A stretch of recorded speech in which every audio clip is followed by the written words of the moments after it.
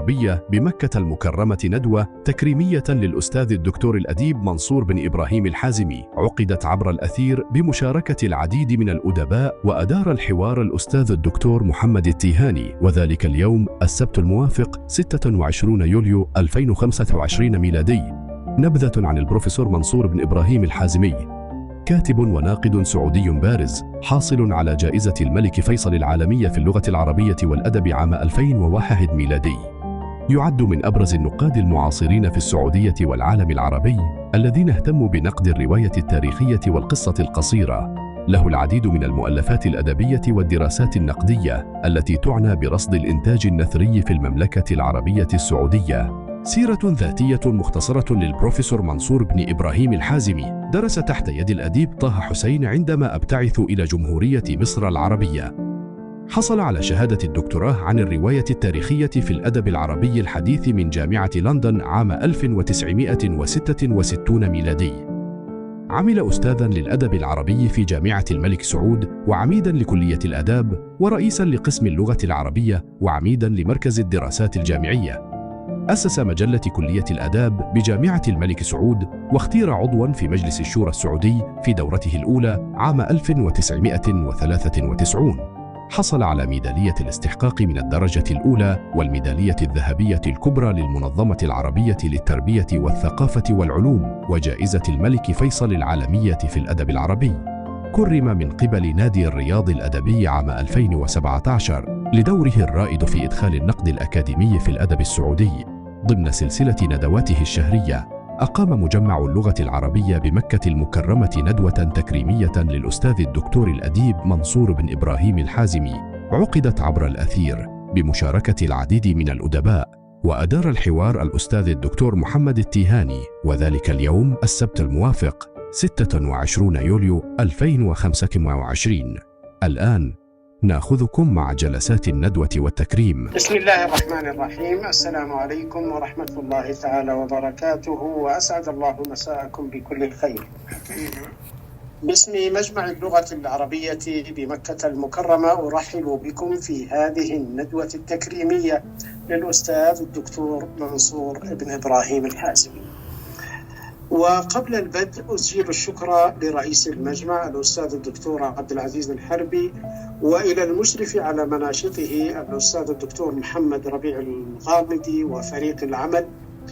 وقد دأب المجمع على أن تكون ندوة الأسبوع الأخير من كل شهر تكريمية لأحد رموز البحث الأدبي واللغوي، وتلك سمة وفائية قيمية نحتاجها.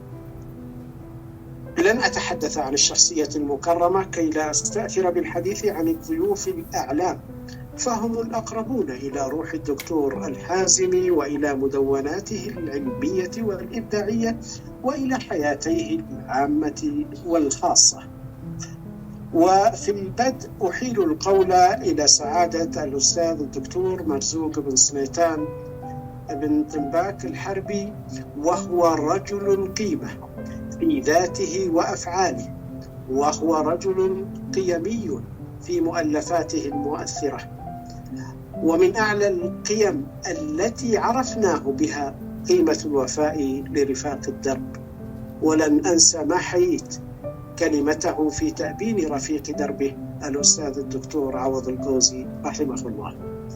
الدكتور مرزوق فتح أذهاننا مبكرا على قضايا مهمة من خلال بعض كتبه السابقة والفارقة، ككتاب الفصحى ونظرية الفكر العامي، وكتاب بدعة الأدب الإسلامي، وكتاب الوقت عند العرب بين الوهم والحقيقة.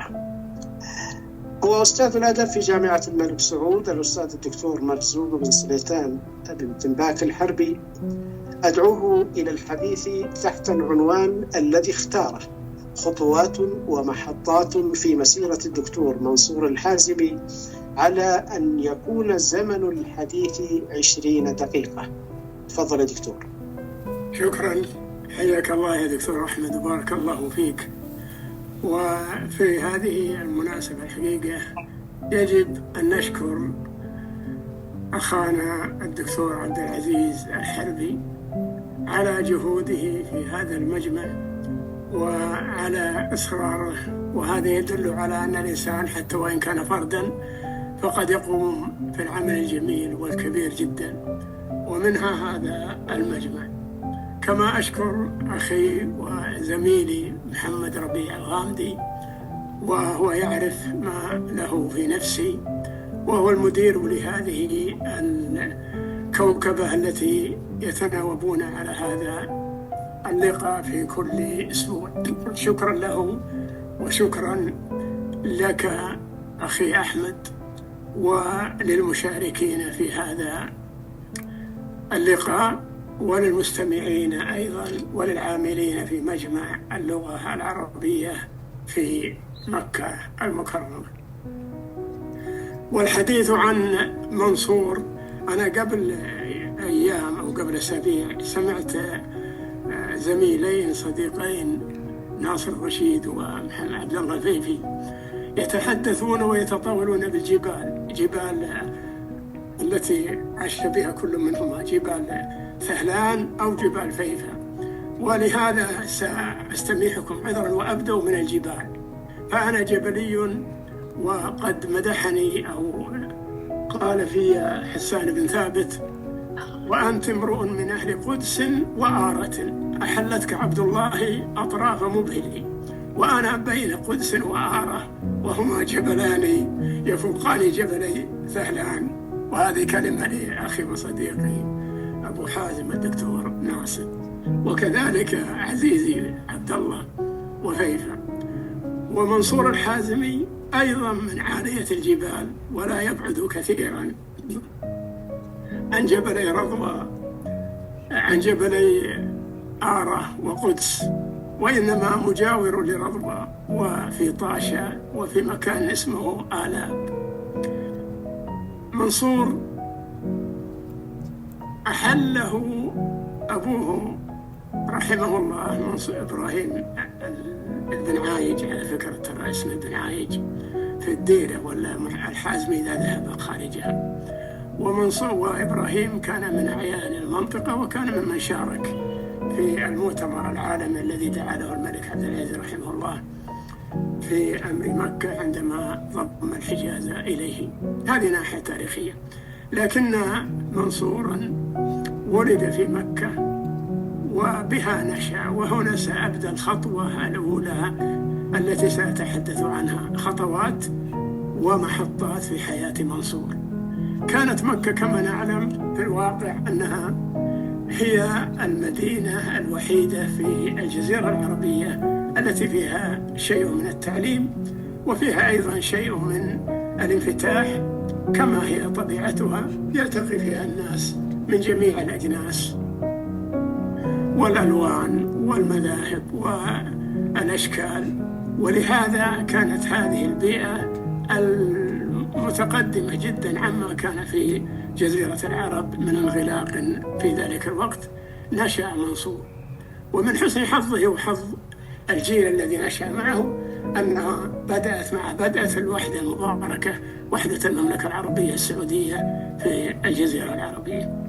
ومكة كانت هي النور أو إشعاع النور للتعليم، وهنا كانت خطواته الأولى في مكة طالبا متعلما، وأيضا اجتماعيا منفتحا على مجتمع فيه تنوع وتشكل. ولهذا سنعرف أثر هذا في حياته بعد ذلك، بعد أن أكمل الدراسة كما نعلم في ذلك الوقت، وهي دراسة يعني تقليدية. كانت الخطوة الثانية إلى أين؟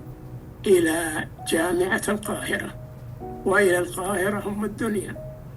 وهناك كانت الحياة مختلفة، وكان منصور الشاب الذي ذهب إلى هناك طالبا في جامعة القاهرة، محصلا باحثا يريد أن يثبت نفسه وواقعه، ومن منطقة جاء منها أيضا فيها شيء من الانفتاح.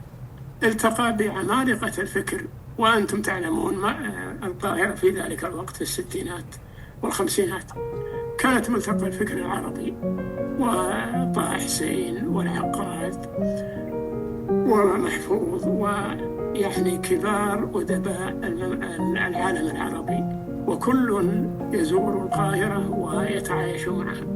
كان منصور منفتحا على هذه الثقافة العربية الشاملة، وكان مكتسبا ومكتنزا لها غير ما تعلمه في الجامعة وما يدرسه للحصول على الشهادة. ثم حصل على الشهادة ولم يلبث أن خطى خطوة أخرى، وهي خطوة فارقة في حياته. إلى أين؟ إلى لندن، إلى جامعة لندن الشهيرة، إلى قسم الاستشراق في هذه الجامعة الكبيرة. وفي هذا العالم الذي كانت بريطانيا في أواخر أيامها التي لا تغيب عن ممتلكاتها الشمس، وهناك خرج من إطار العربي والثقافة العربية إلى الثقافة العالمية، متعلما ودارسا ومفكرا في الحياة من حوله.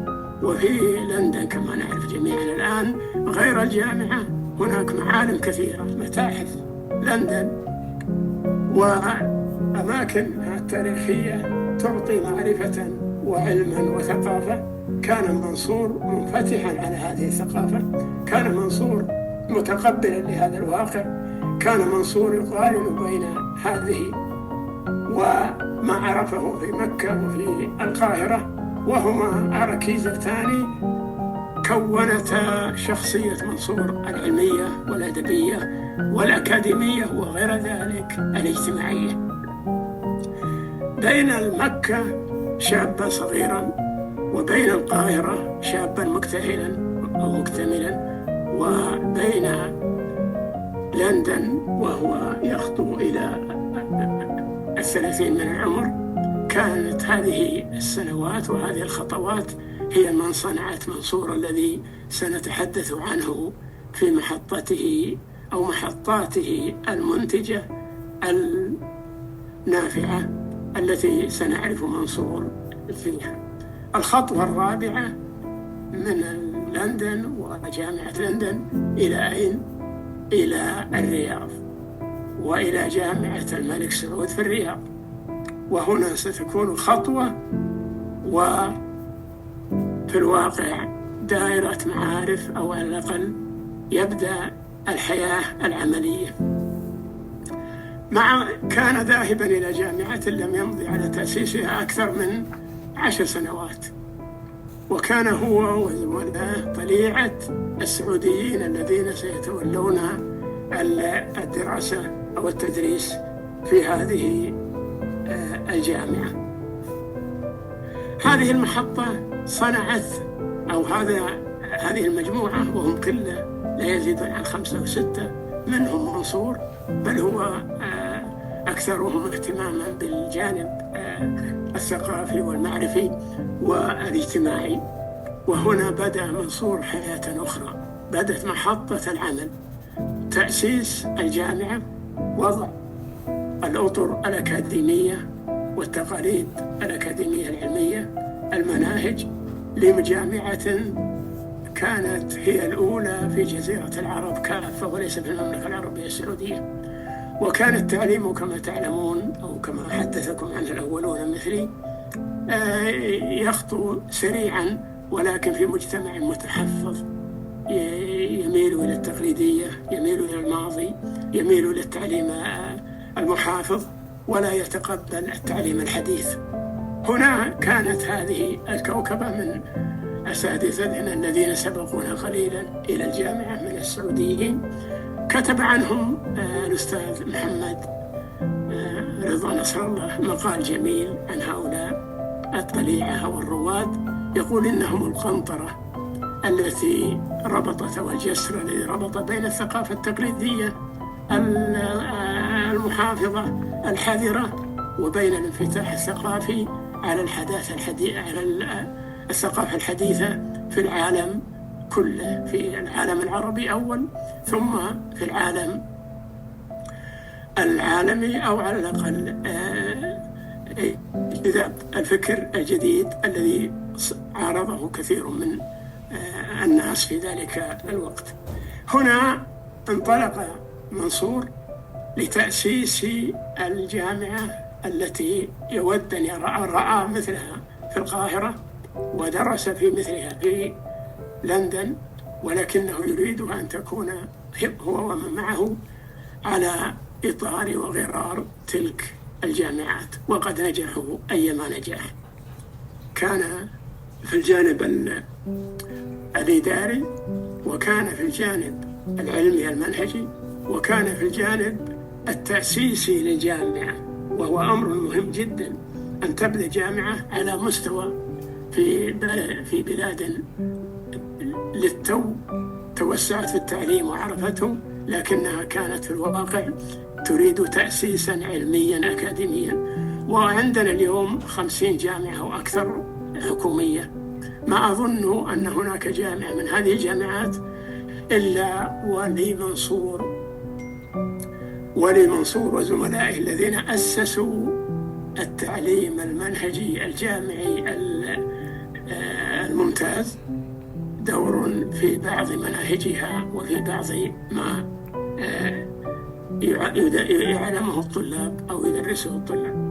المرحلة الثانية أو المحطة الثانية هي محطة الثقافة والانفتاح على المجتمع.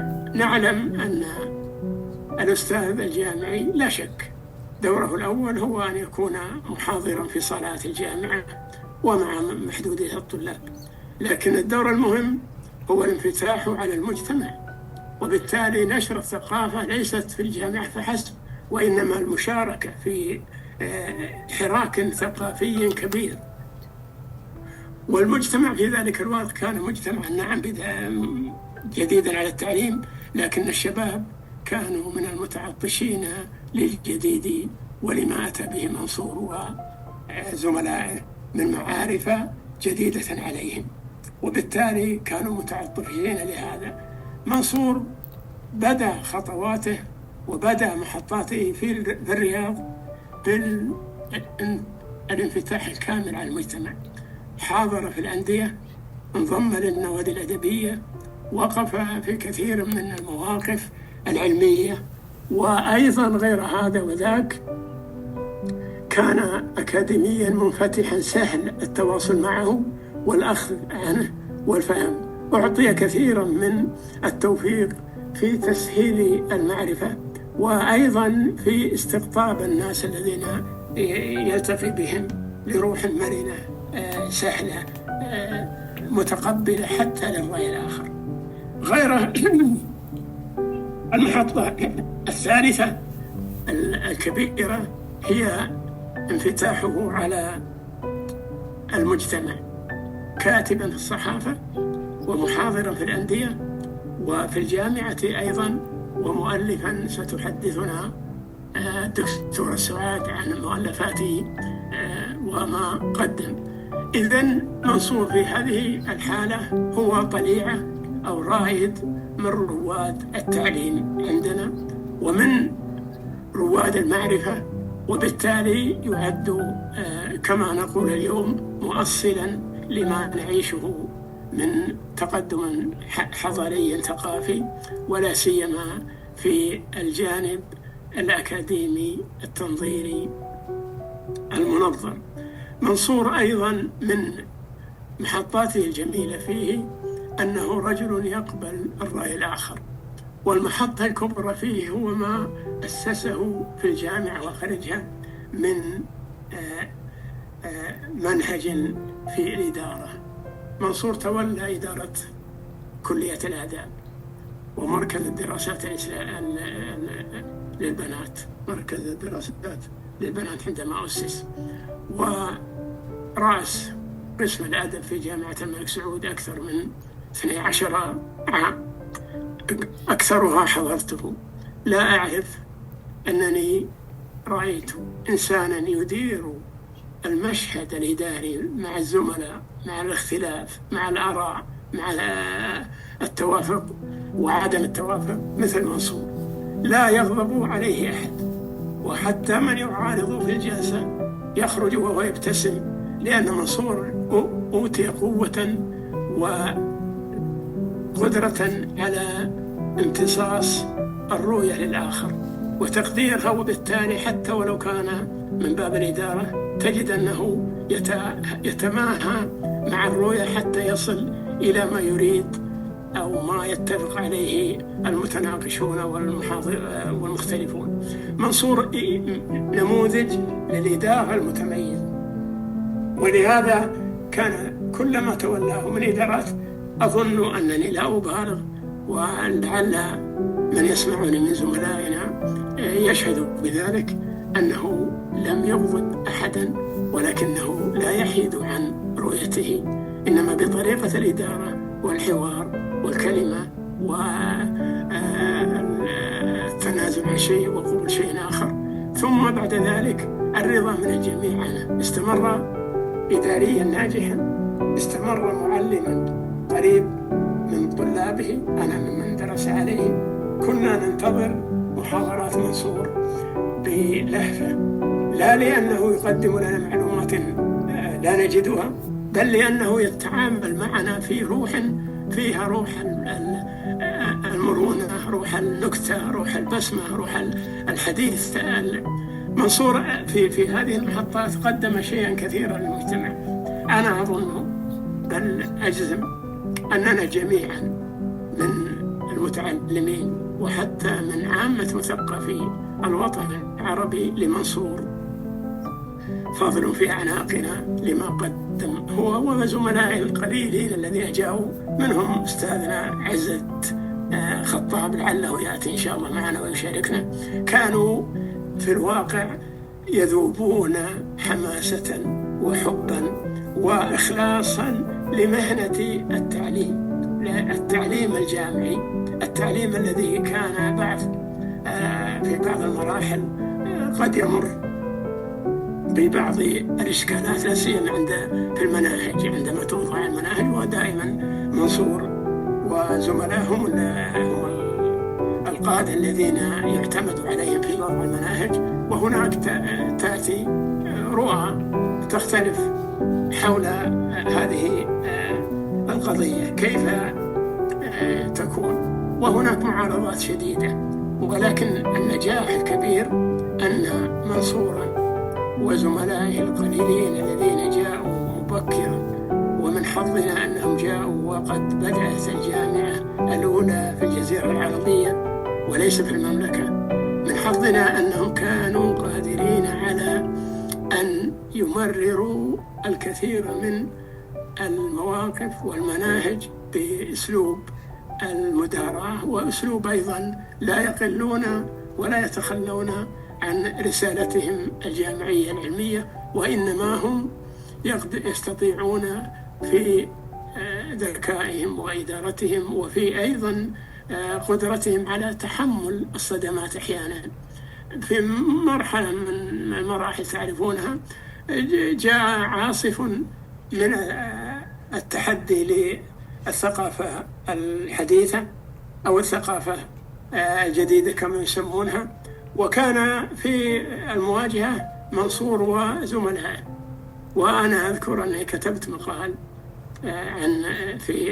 عندما انتقلت جامعة الملك سعود إلى الدرعية قبل 42 سنة، كتبت مقال الجامعة الكبيرة والرجال الكبار، وأعني بهم منصور ومن معه، وأثنيت على الجامعة وعلى ما قدموا لها. فأمسك بشخص وهو وصل للجامعة، أستاذ طبعا، وقال لي أن تكلم عن منصور وزمرته، فكتبت مقال بعد ذلك الأستاذ منصور وزمرته، وهذه عن الزمرة. فكان ينتقد الأسلوب الذي بدأ فيه الجامعة والتحديث والمبالغة في التطوير والتخلي عن كذا تعرفون آراء الناس.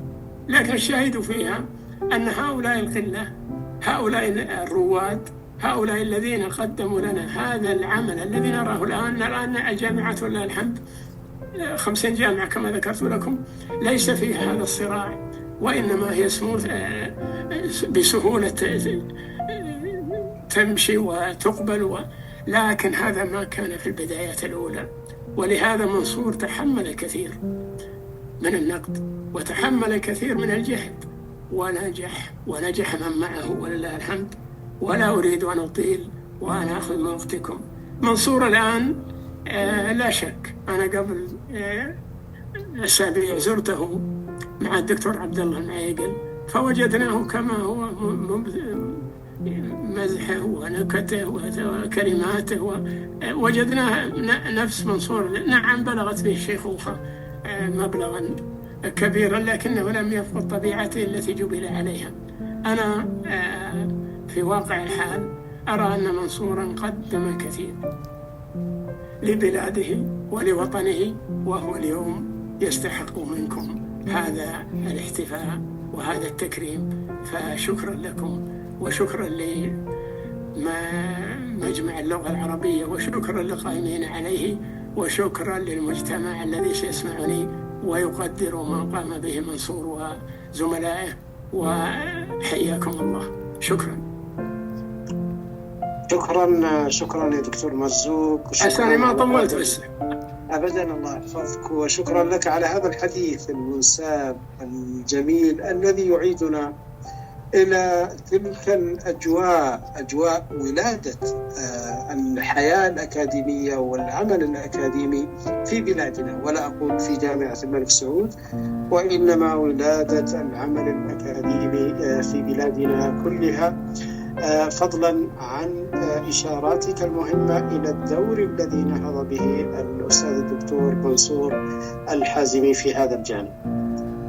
أيها الجمع الوفي، الورقة الثانية في هذه الندوة تقدمها الأستاذ الدكتور سعاد بنت عبد العزيز المانع، والمتحدثة طليعية رائدة في البحث والفكر، ولها ريادة أكاديمية تبعث على الفخر، ولها ريادة نقدية لم تروج لها، وإنما وضعتها بين أيدي المتدبرين العارفين وانتظرت إنصافها، منذ الضرورات الشعرية إلى سيفيات المتنبي قبل ما يقرب من ربع قرن.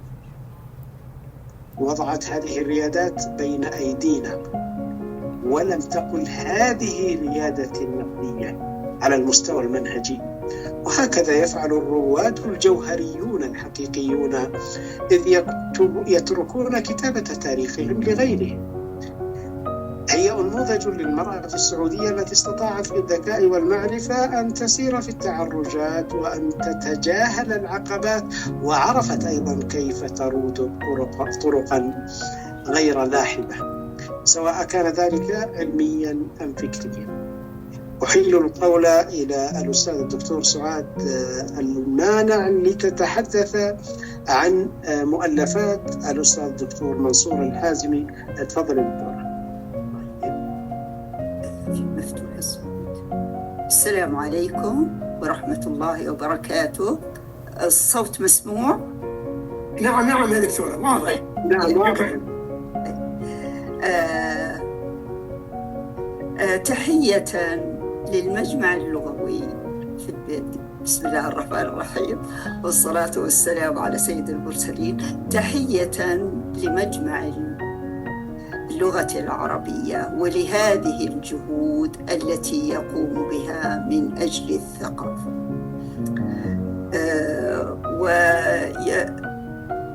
سعيدة أنا أن أكون مع هذه المجموعة، الدكتور عزت خطاب والدكتور مرزوق بنت مباك. شكرا. هنا ما سأتحدث عنه هو مؤلفات الدكتور الحازمي. مؤلفات الدكتور الحازمي يلفت النظر فيها أنها تحمل الشعر والنثر كما هي. أستعمل كلمة الشعر والنثر كما هو المألوف في تراثنا، وإن كان بطبيعة الحال النثر له أقسام عدة وكذلك الشعر. لن أقوم هنا بعرض هذه المؤلفات أو التعليق على كل ما جاء فيها. سبق أن قام بعض أساتذة الأدب من زملاء الدكتور منصور بعرضها عند صدورها أو بعد ذلك. على سبيل المثال سبق أن عرض الأستاذ الدكتور أحمد الضبيب لكتاب الدكتور منصور الحازمي الوهم ومحاور الرؤيا، وأشار إلى اهتمامه بمشروع معجم المصادر الصحفية لدراسة الأدب وحركات التجديد في الأدب السعودي، وناقش آراء الحازمي التي يختلف هو معه فيها. أيضا الأستاذ الدكتور عزت خطاب أستاذنا والذي سيكون هنا عرض لقصيدة الحازمي ماجي، هذا هو عنوان القصيدة للحازمي، وقام بتحليلها تحليلا أدبيا جعلني أعيد قراءة القصيدة أكثر من مرة لأكتشف نواحي لم أكتشفها من قبل أو لم أنتبه لها من قبل. ما يلفت النظر في مؤلفات الحازمي تنوع الاهتمام. نجد الكتابات المتخصصة عنده تتمثل، على سبيل المثال سأعرض هنا كتب الحازمي فقط للنظر فيها. في الشعر له هذان: أشواق وحكايات وشلوم عرب، هذان في الشعر. وله في النثر كتابات المتخصصة مثل محمد فريد أبو حديد كاتب الرواية، ومعجم المصادر الصحفية، هذا عن أم القرى هنا.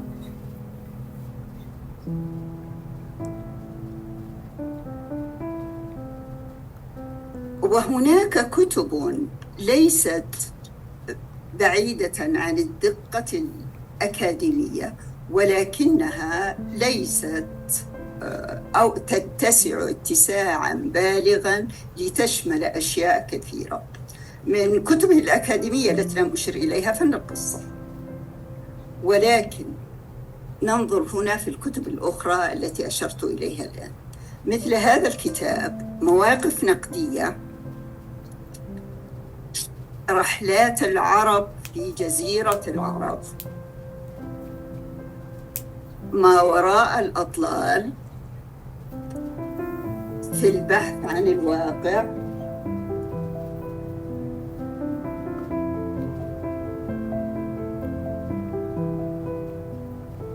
ولعله فاتني أيضا أن أشير بالنسبة للشعر إلى هذا الديوان: شلوم يا عرب. ملحوظ أنه حتى العنوان يوجد فيه ما يلفت النظر. الكتابات المتخصصة عنده تتمثل في كتاب محمد فريد أبو حديد كاتب الرواية. واضح من العنوان أنه كتاب أكاديمي يتصل بمحمد فريد أبو حديد وكتابته للرواية. لعل الكتاب صدر عام 1971. كذلك كتاب معجم المصادر الصحفية لدراسة الأدب والفكر في المملكة العربية السعودية. واضح أنه مجهود ليس بالقليل، صدر 1394 ميلادية. كذلك الرواية التاريخية في الأدب العربي الحديث، هذه رسالة الدكتوراه باللغة الإنجليزية من مدرسة الدراسات الشرقية. أحسب أن هذا الكتاب لم يترجم من الإنجليزية، ما لم أكن مخطئة. ولعل هذه النقطة مجال للاقتراح على الجامعات السعودية أن تترجم رسائل الدكتوراه للطلاب المبتعثين. غالباً الموضوعات التي تتصل برسائل البحث العلمي في الدكتوراه موضوعات جادة، وإذا كانت بلغة أجنبية لا يستفيد منها القارئ المهتم وهو القارئ العربي.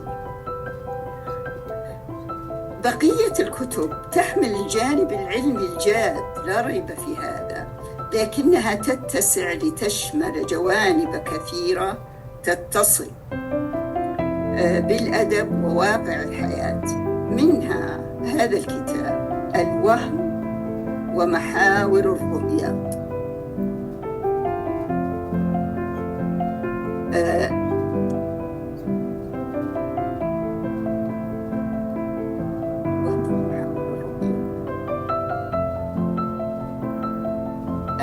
في هذا الكتاب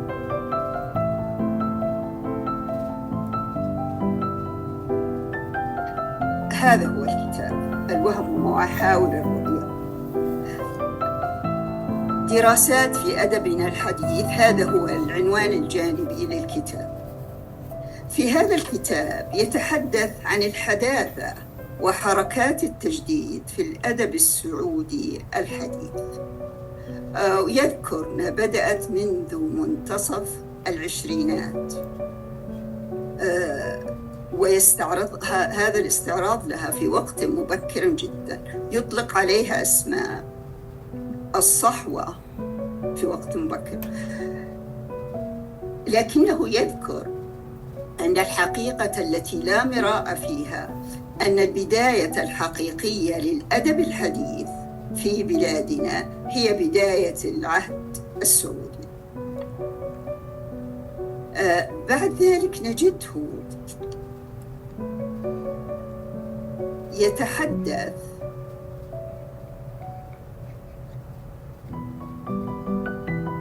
عن العواد في كتابه خواطر مصرحة، ويرى أن العواد يمثل ظاهرة فريدة حقاً ويمثل جيل التأسيس.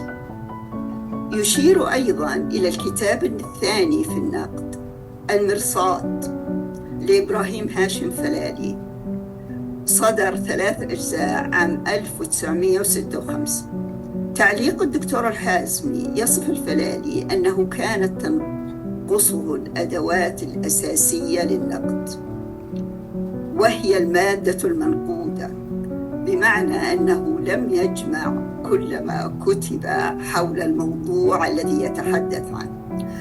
ويرى أن مرصاد الفلالي لم يأتي بفكر أو بمذهب جديد. الحركة الأخرى موجودة في الكتاب الأيديولوجيا، يمثل لها بعبد الله عبد الجبار. كتابه المعروف التيارات الأدبية الحديثة في قلب الجزيرة العربية، صدر 1959. يقول عنه الحازمي: ويبدو أن الأستاذ عبد الجبار قد نسي كل شيء عن الأداء،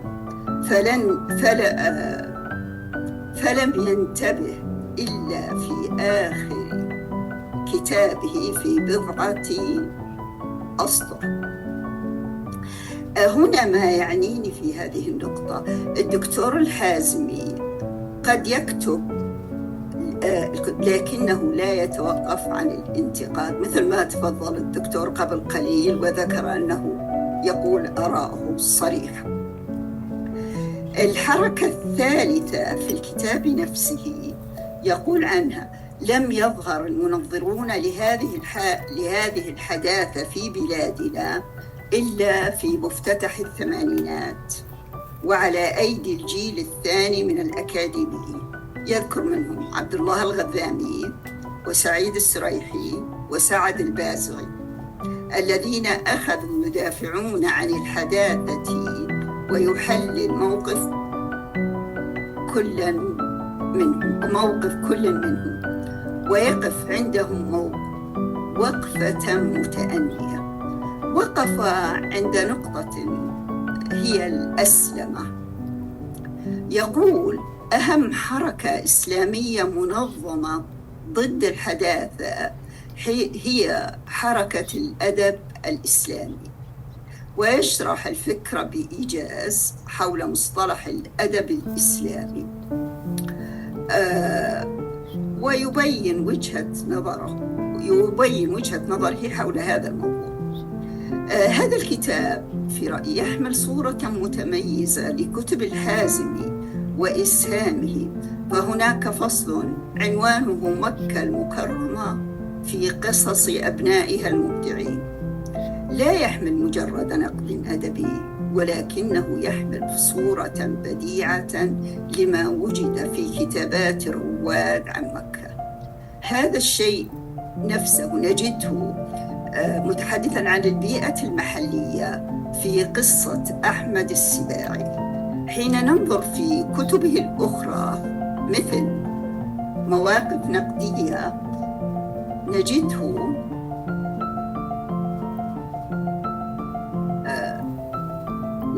نقدية نجده يتحدث منتقداً النقد الأدبي هنا، ولكنه حقاً يقول رأيه الصريح. سأقف هنا عند حديثه عن بعض ملاحظات في كتابه الآخر سالف الأوان.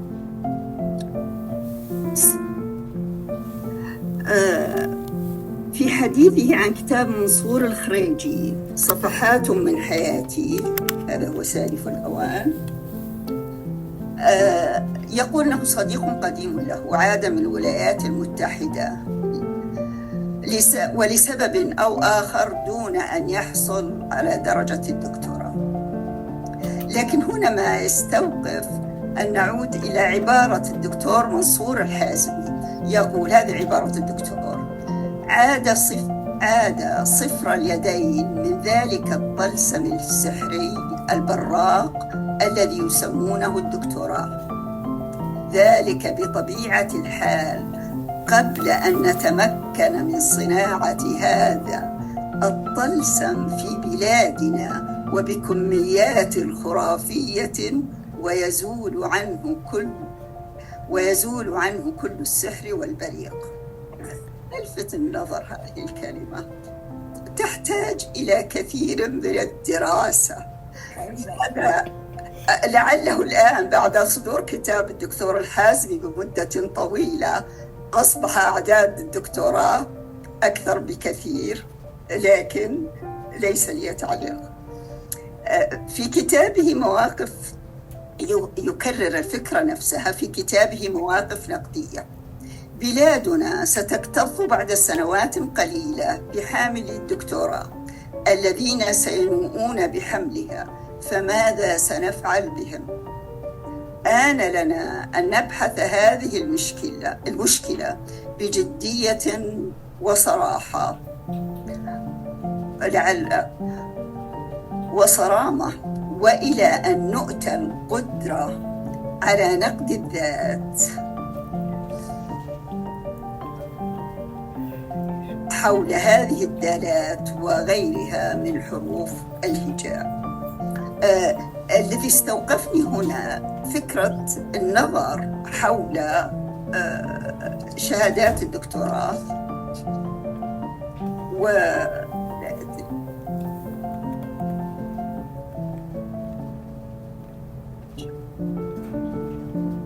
أيضا هنا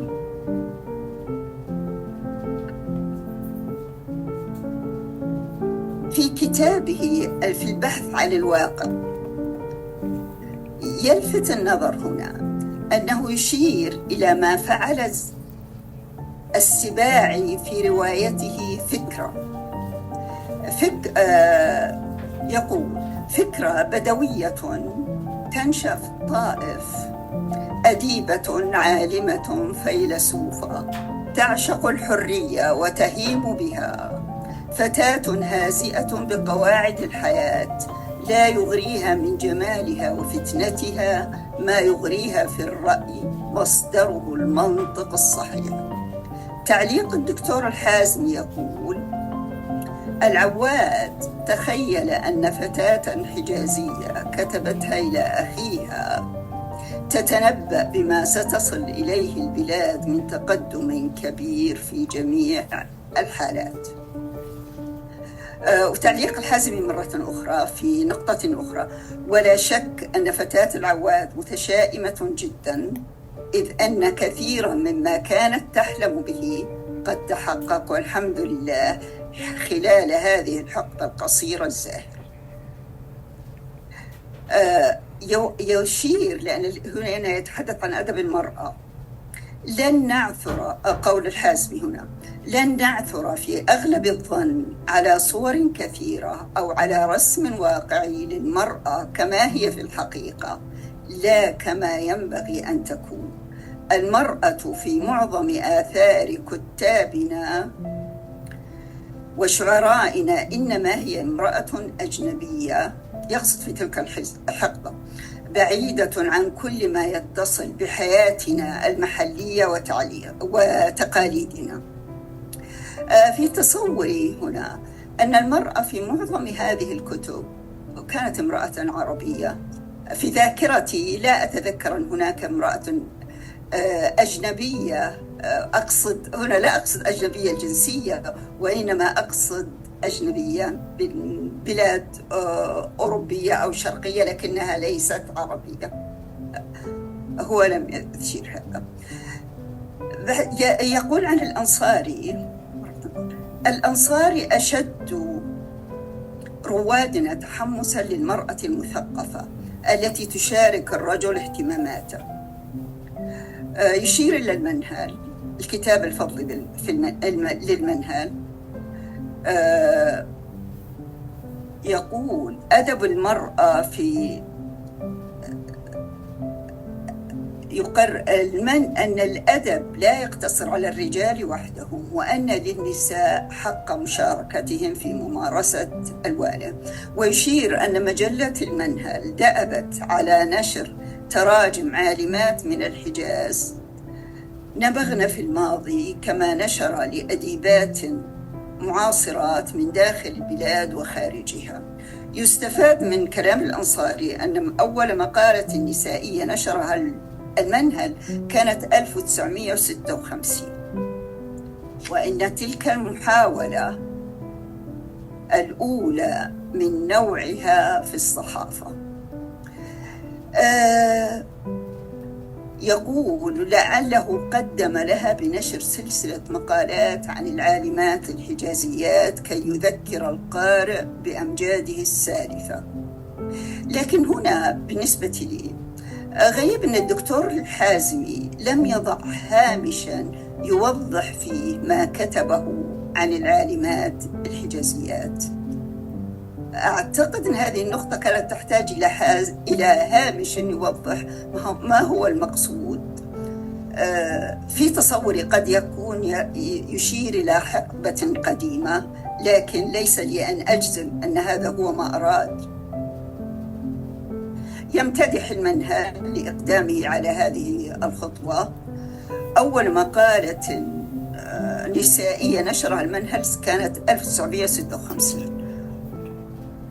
بعد ذلك يشير إلى محمد حسن عواد. محمد حسن عواد أول ديوان من الشعر لفتاة من جدة، أطلق عليها النقاد هنا هذا قول الحازمي لقب خنساء الجزيرة العربية، وأطلق عليها النقاد في الخارج لقب ساجان السعودية، وهي الآنسة ثريا محمد قابل صاحبة ديوان الأوزان الباكية.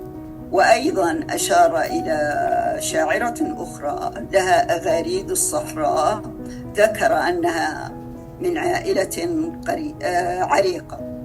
تعليق الحازمي يقول: لا يتفق مع كل ما ذكره العواد حول خنساء الجزيرة، له رأي آخر. وأيضا يبدو الحازمي لم تعجبه كلمة ساجان السعودية لأنها ليست مناسبة لنا. ما وددت هنا أن أذكره أن الحازمي حريص أن يبين وجهة نظره، حتى وإن كان سواء كان في مجال مدح الكاتب أو عدم مدحه.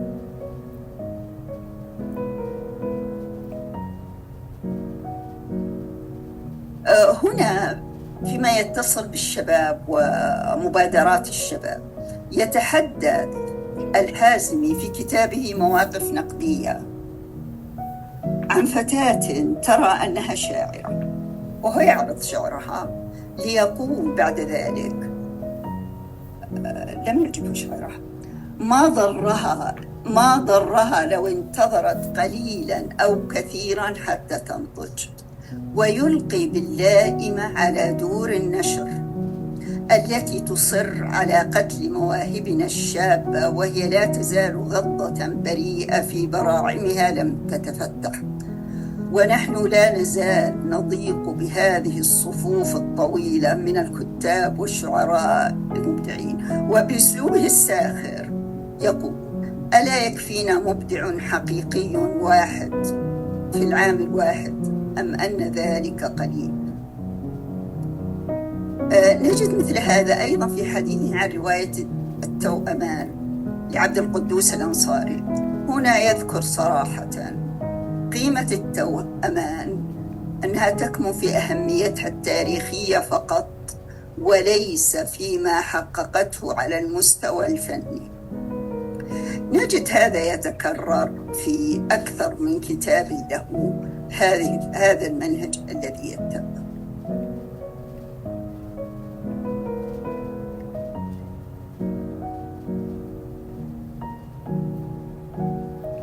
يتحدث أيضا عن ما كتبه عزيز ضياء عن حمزة شحاتة، لكنه يتوقف هنا. في تقديري كان إعجابنا ببعض المزايا والقدرات في شخصية حمزة شحاتة آثاره، فإنه ينبغي أن نفرق بين الخاص الذي انفرد به الشاعر وبين العام الذي يشترك فيه مع بقية معاصره. في هذا الكتاب يشير إلى نقاط مهمة: التراث في جميع أنواعه في الدول العربية والدول الإسلامية، أدب الأطفال، ويذكر وأتفق معه تماما إلى اليوم: أدب الأطفال إما متوسط وإما ضعيف. وحقا أتفق معه أن أدب الأطفال بحاجة إلى إعادة النظر.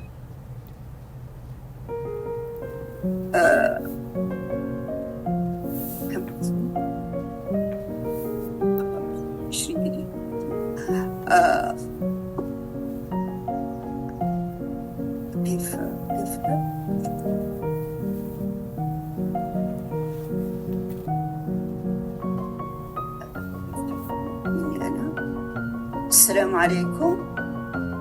واضح دكتورة، تفضلي. أتمنى أن تقتربي من الختام.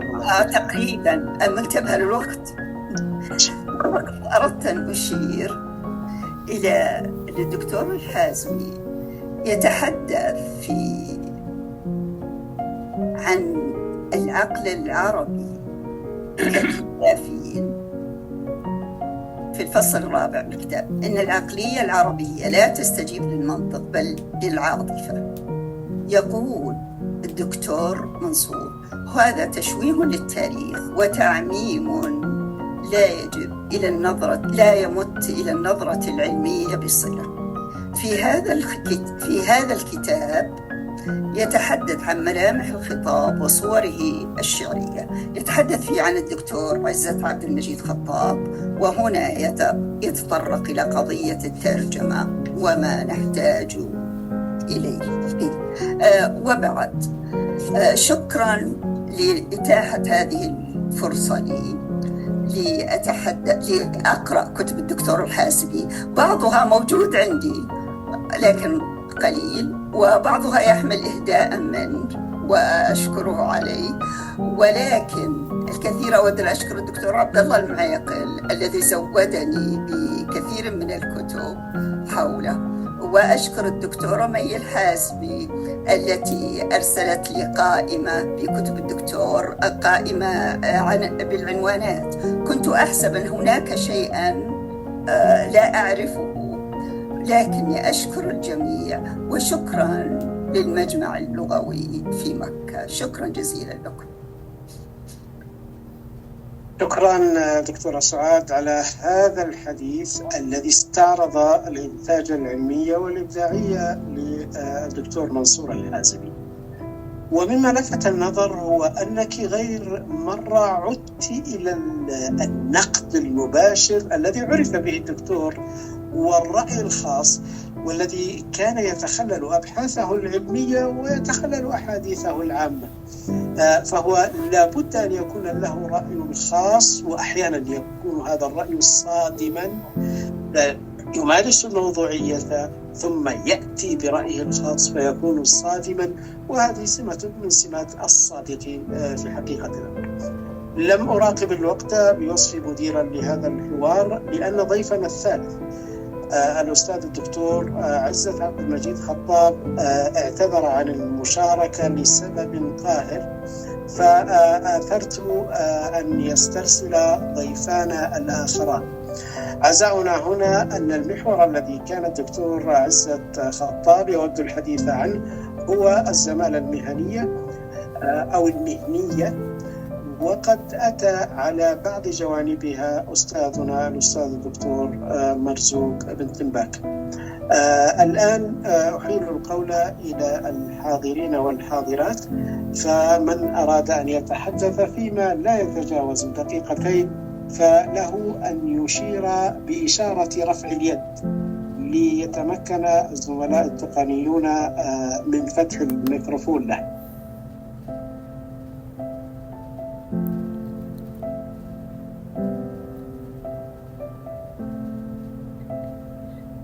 هل هناك مداخلات؟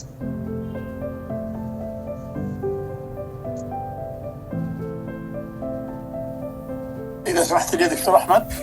تفضل دكتور محمد. ريثما يعني يتفضل الإخوة برفع إشارة الكف طلبا للمداخلات، وأنا أعرف أن كثير من الحاضرين من المحبين لأستاذنا الكبير الأستاذ الدكتور منصور بن إبراهيم الحازمي. وددت أن أتيح الفرصة للحاضرين، لأننا نميل دائما إلى عدم الاستئثار بالوقت والحديث، فنفضل أن يبدأ الضيوف. لدي ولدى كثير من محبي الدكتور إبراهيم الحازمي منصور بن إبراهيم الحازمي الكثير، لأن منصورا هو أستاذ متعدد، و يعني لو أردنا أن نغطي جميع الجوانب التي يمكن أن نتحدث فيها عن منصور الحازمي لاستضفنا ربما 8 أو 10. خسرنا في هذا اللقاء الدكتور عزت خطاب، وهو من أشد الملتصقين بالدكتور منصور، ومن المجايرين له ومن المرافقين له، ومن الذين يحملون كثيرا مما يزيد معلوماتنا ويزيد معارفنا عن منصور. لكنه للأسف يعني أنقل بالنيابة عنه اعتذاره الشديد للحاضرين، لأنه لم يتمكن إلى آخر لحظة من الحضور والانضمام إلينا، وقد كان مقررا أن يتحدث عن جانب مثل ما تفضل الدكتور أحمد غطى بعض ضيوفنا، ولكن عند عزة خطاب ما لا يمكن أن يوجد عند أحد، ولكننا إن شاء الله سنستضيفه لاحقا للحديث عن هذه الجوانب المهمة التي لن يتحدث عنها غير عزة وغير من رافق منصور في دروب خاصة جدا. دكتور منصور سعدت كثيرا وكنت من المحظوظين أن زاملته في جامعة الملك سعود، وقد كان في الجامعة حينما كنت أعمل فيها في تلك الحقبة الزاهرة من عطاء الدكتور منصور، إذ فاز بجائزة الملك فيصل العالمية في إحدى تلك السنوات التي كنا معا في قسم اللغة العربية. منصور الحازمي كما قال الزملاء جمع بين العلم الغزير والخلق الجميل والدعابة والمرح، وهو رجل يعني تطيب مجالسته. الدكتور منصور الحازمي، وقد تحدثت مع بعض الأصدقاء في بعض سمات وخصائص الدكتور الحازمي، وجدت منصور الحازمي بعد أن قرأت له من المؤلفين الرصينين. وهنا حينما أقول الرصين فإن الرصانة لها معنى معين لا يجيدها ولا يمكن أن يتصف بها إلا قليلة ممن يكتبون. منصور الحازمي من أولئك المؤلفين الذين يتسم تأليفهم وتتسم كتابتهم بالرصانة. هو يكتب وكأنه من أشد العاشقين للكتابة، يكتب عن القضايا وهو من أشد العاشقين لتلك القضايا. ولذلك لأني دأبت على قراءة منصور بعد أن تعرفت على منصور وعلى النمط الذي يكتب به منصور، فوجدته يعني متفردا. كنت أعرف عبارة منصور قبل أن أقرأ أن مؤلفها منصور. منصور الحازمي مثل ما ذكر بعض الأصدقاء الآن، الدكتور مرزوق والدكتورة سعاد، متنوع ومتعدد، ولذلك استحق فعلا أن يكون أحد الفائزين بهذه الجائزة النوعية. يعني أتوقع الآن أن بعض الحاضرين الآن من أحباب الدكتور منصور لديه ما يقول غير ما قلته وغير ما تفضل به ضيوفنا الكرام، فأتيح لهم الفرصة لمن أراد أن يعلق. والسلام عليكم ورحمة الله وبركاته. شكرا دكتور أحمد. شكرا دكتور محمد. إذا أردت أن تعرف شخصا فعليك أن تنظر في أسماء تلامذته. إذا وجدت هؤلاء من المؤثرين ومن الممتازين ومن الرصينين أيضا على مستوى الكتابة العلمية، فاعلم أنك أمام أستاذ ممتاز.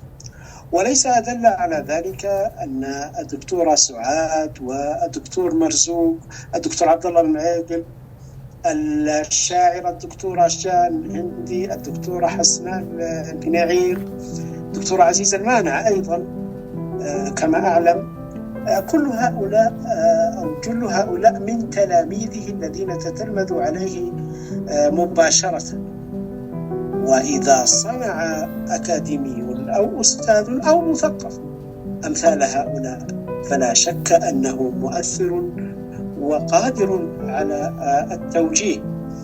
والتلاميذ الممتازون المؤثرون في الوعي والثقافة والمضيفين إلى المعرفة لا شك أنهم ذكر ثاني للإنسان وعمر آخر. سأعود مجددا إلى قائمة الحضور للنظر إذا كانت هناك طلبات مداخلات. هناك طلب مداخلة من الدكتور خالد بن أحمد عطيف، ودكتور خالد له ذكريات ممتازة مع الأستاذ الدكتور منصور الحازمي ومع أيضا أستاذتنا الدكتورة سعاد المانع. أرجو فتح الميكروفون للدكتور خالد عطيف. تفضل يا دكتور خالد.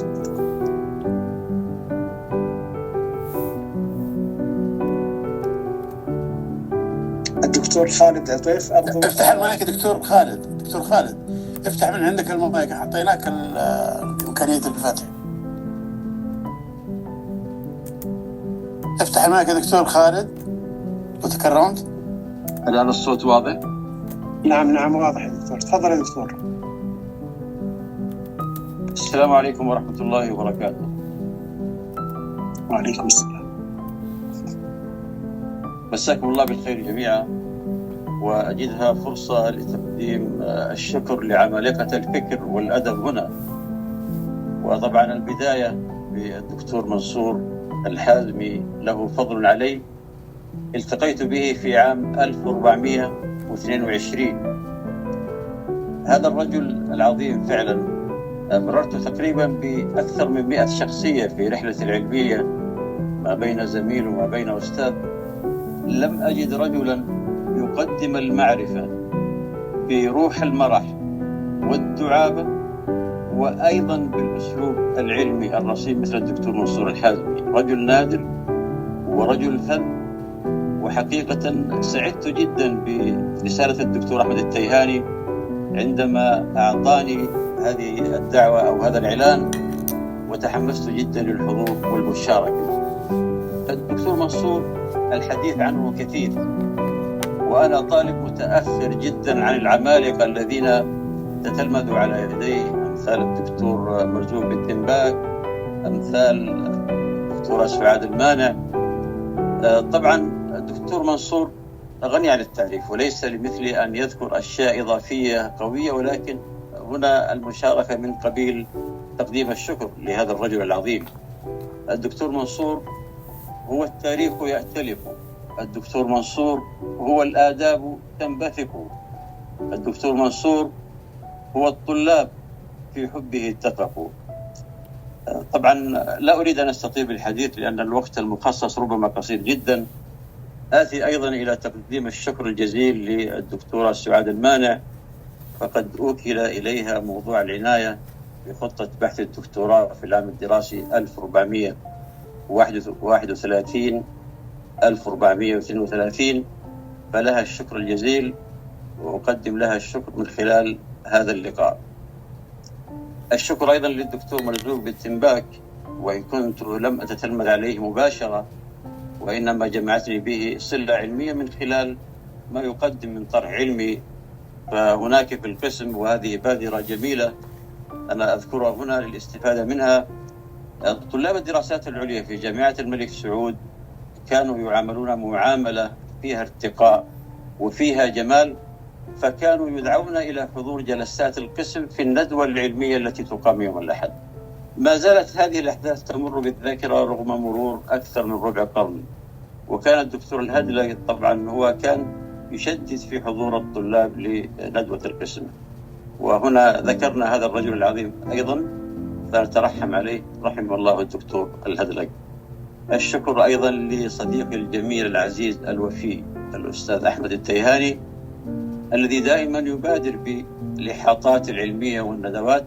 حاليا أنا ابتعدت كثيرا عن حضور بعض الجلسات. العمل الحالي في البعثة التعليمية السعودية في البحرين، الدكتور أحمد دائما يحيطنا بالمناقشات العلمية والندوات، فله الشكر الجزيل وأقدمه هنا من خلال هذا المنبر.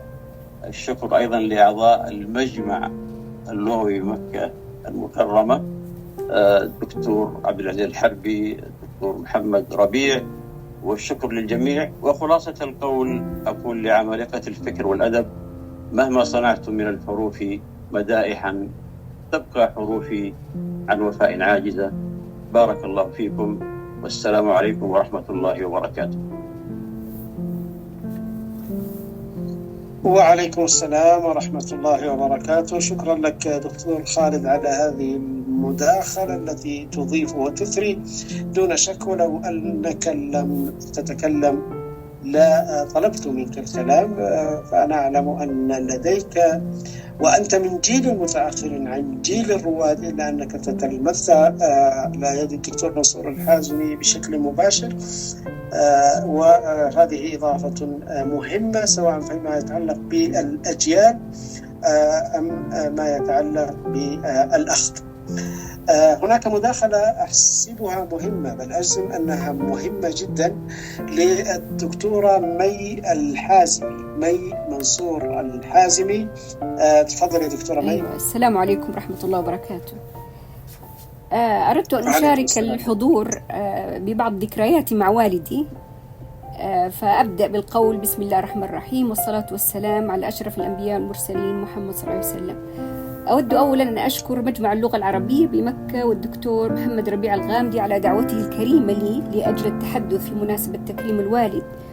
ثم أخص بالشكر أساتذتي الكرام المتحدثين في هذه المناسبة، فأشكر الدكتور مرزوق بن تنباك لحضوره والتحدث عن والدي، وهو من تلاميذ أبي الأوفياء، والذي لا يدخر جهدا لأجل الإبقاء على جذوة صداقة الأستاذ التلميذ نابضة بالحب والعرفان. وكذلك أشكر تلميذته الدكتورة سعاد المانع لحضورها لأجل التحدث عن والدي، والتي لا تألو جهدا في الحديث عن أستاذها القديم كلما سنحت لها الفرصة. كما أشكر من أدار هذا اللقاء أستاذنا القيم الدكتور أحمد التيهاني، وأخيرا الجمع الكبير من الحضور، الشكر الجزيل.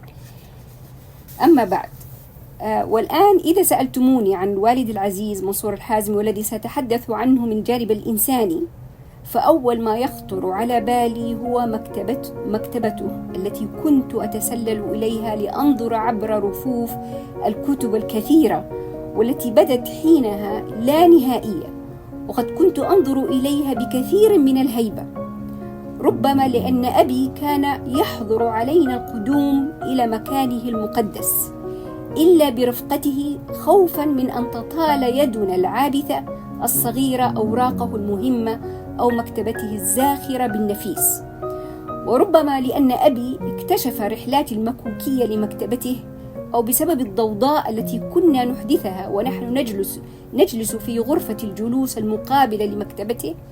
عمل أبي على بناء غرفة كبيرة ملحقة بالمنزل ليتخذ منها ملاذا آمنا. كان ذلك في منزلنا القديم في حي الملز في الرياض، والذي احتوى على حديقة واسعة جدا مقارنة بغرفه، أو هكذا بدت لي الحديقة في سنوات الطفولة المبكرة، والتي كنا نقضي فيها العصاري، نجوب ساحاتها لاعبا أنا وأختي في انتظار والدنا العزيز ليصحو من غفوته فيسقي الزرع، لتأتينا بعدها نسمات باردة فنفترش الحشيش، ويخرج أبي تلفازنا الصغير لنمضي أمسيات صيفية رائعة بينما يقضي هو أوقاته في مكتبته المهيبة. أما عن ذكرياتنا في مكة المكرمة فهي ذكريات جميلة جدا لا تنسى. كنا نقضي فصول الصيف جميعا في منزل عمي فيصل القديم في حي النزهة، وكنا نقوم بكل شيء سوية.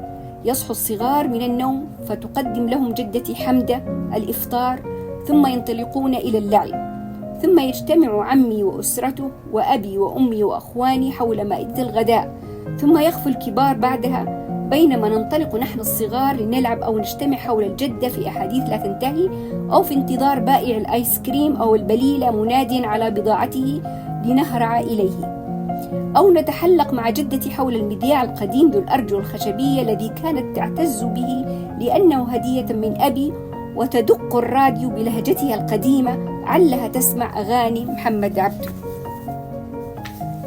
وأخيرا وأجمل ذكرياتنا أقول حين نذهب جميعا عائلتنا وعائلة عمي فيصل وعمي زيد نطلع إلى الطائف، حيث نقيم بضع ليال في الهدى أو الشفا، ونجول في الحدائق ونقطف من فواكهها المتنوعة الشهية بعد أن نستأذن من أصحابها، ثم نعود مساء إلى خيمتنا الكبيرة لنتبادل الأحاديث أو نمضي الأوقات في لعب الورق، لعبة الكونكان أو لعب الكيرم، وأحيانا يدندن أبي بصوته الشجي ويشاركه الجميع الغناء.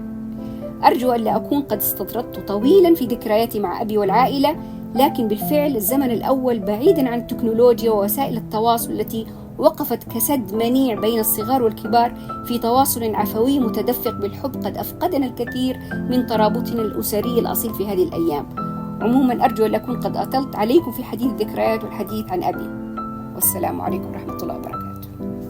وعليكم السلام ورحمة الله وبركاته. شكرا دكتورة مي على هذه السردية الممتعة التي رسمت لنا صورة بصرية ممتازة من حياة الدكتور منصور، سواء كان ذلك في الرياض أم في مكة المكرمة. وبالمناسبة من أعز الأصدقاء الذين عملوا في مدينتي هنا اللواء علي الحازمي الذي عمل مديرا لشرطة منطقة عسير، والدكتور منصور عمه، صحيح، وهو كعمه في الطرافة وفي الجدية في العمل. فدائما حينما أجلس مع اللواء علي الحازمي أتذكر مباشرة الدكتور منصور الحازمي وتلك القفشات التي تدل على إنسانية شفيفة. لا أدري هل هناك مداخلات أخرى؟ هناك الأستاذ عبد الحكيم الزبيدي. تفضل أستاذ عبد الحكيم. السلام عليكم ورحمة الله وبركاته. وعليكم السلام ورحمة الله. حياكم الله جميعا، تحياتي لكم جميعا وتحياتي للدكتور إبراهيم الحازمي. أنا فقط حبيت أن أسجل كلمة شكر وتقدير للدكتور إبراهيم الذي تعرفت عليه في مؤتمر مئوية باكثير في القاهرة عام 2010، وسعدت بمجالسته ونهلت من علمه وطرافته كما تكلمتم، وسعدت بمرافقته خلال أيام المؤتمر 4 أيام. معكم دكتور عبد الحكيم الزبيدي من الإمارات. فقط أحببت أن أوجه تحية للدكتور إبراهيم الحازمي، وأسأل الله تعالى أن يبارك في صحته وفي عمره، وأن يجمعني به مرة أخرى. أنا ما زلت أشتاق أن ألتقي به مرة أخرى، لم ألتقي به إلا مرة واحدة، وأهداني بعض كتبه التي ما زلت أحتفظ بها، وأسأل الله تعالى أن يمتعه بالصحة والعافية. وأشكركم جميعا على اهتمامكم بهذه القامة العلمية الفكرية الرائعة. شكرا جزيلا لكم. شكرا دكتور عبد الحكيم على هذه الإضافة الملمحية القيمة. ويبدو أننا نتجه إلى الختام. أسأل الدكتور محمد ربيع، هل لديكم شيء في المجمع تودون أن تختموا به أم نختم هذا اللقاء؟ فقط دكتور أحمد إذا سمحت لي أشكر فقط جميع من شارك في هذا اللقاء. أشكرك بشكل خاص دكتور أحمد على هذه الإدارة المميزة، وعلى وقتك وجهدك، وعلى هذا التنظيم الرائع الذي دائما نتوقعه من أمثال الدكتور أحمد التهاني. شكرا للدكتور مرزوق بن تنباك على وقته، وأنا أعرف أنه يعني لديه التزامات وخصنا بهذا الوقت، فشكرا له وشكرا لما قدم. شكرا للدكتور سعاد. أيضا نشكر الدكتور عزت وإن كان لم يتمكن لجهده ومحاولاته للحق بنا إلى أن عجز وقد حاول كثيرا. شكرا للحاضرين الذين أضافوا والحاضرين الذين استمتعوا بالحديث عن حبيب الجميع الدكتور منصور بن إبراهيم الحازمي. نشكر الدكتور منصور الذي أتاح لنا في هذه الظهرية الجميلة أن نتحدث عنه. وشكرا للدكتور أمي أيضا، ولكل من علق ولكل من حضر. شكرا لكم جميعا، وهذه فرصة طيبة أتحتموها لنا جميعا لنحتفي بهذا الأستاذ العظيم الذي يستحق منا أكثر مما فعلنا. شكرا للجميع. شكرا دكتور محمد. شكرا لك. شكرا للمجمع رئيسا وأعضاء. شكرا للمتحدثين الرئيسين الدكتور مرزوق والدكتورة سعاد. شكرا للمداخلين الذين أضافوا المهمة والمثري. السلام عليكم ورحمة الله وبركاته.